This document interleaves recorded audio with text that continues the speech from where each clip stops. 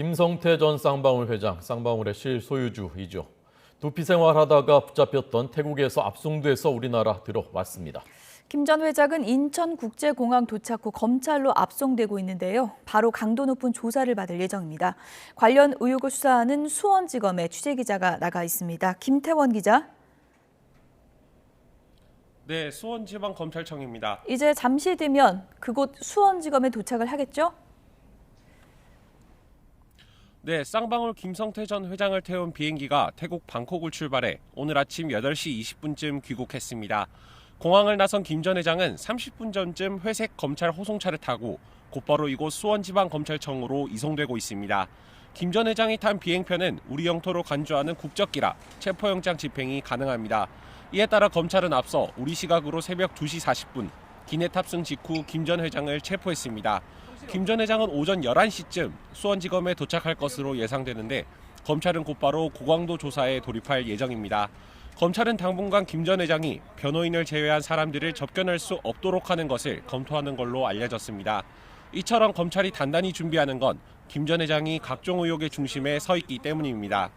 대표적으로 지난 2018년 이재명 민주당 대표가 공직선거법 위반 사건으로 재판을 받을 때 변호사 비용 20억여 원을 쌍방울이 대신 내줬다는 의혹부터 지난 2019년 대북 사업권을 따내기 위해 외화 640만여 달러 상당을 중국으로 밀반출해 북측에 전달했다는 의혹도 검찰 수사 대상입니다. 네. 자, 기자들이 계속 이제 공항에서 물어보고 있는데 뭔가 입을 열었습니까?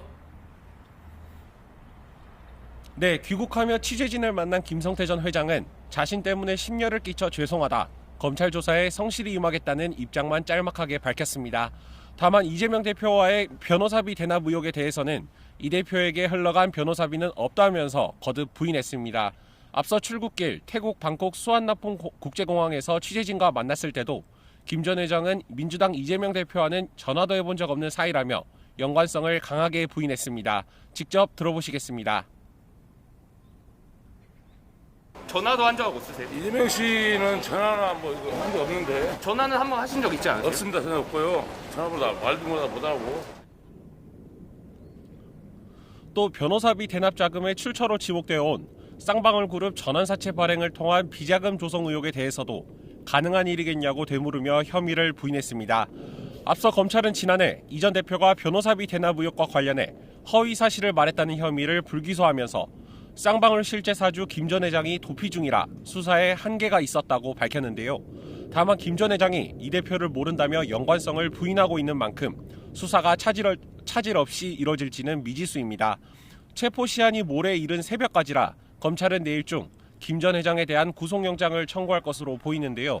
시간이 그리 많지 않은 만큼 혐의를 다툴 여지가 적은 의혹부터 검찰이 조사할 가능성도 제기됩니다. 이에 따라 앞서 김 전 회장이 혐의를 일부 인정하는 취지로 말하기도 한 대북 송금 의혹부터 캐물을 거란 전망도 나옵니다. 특히 대북 송금 의혹은 이 대표 측근인 이화영 전 경기도 평화부지사가 연관되어서 뇌물 혐의 등으로 구속 기소되어 있는 만큼 이 대표 수사로 이어질 가능성도 있습니다. 지금까지 수원지방검찰청에서 YTN 김태원입니다.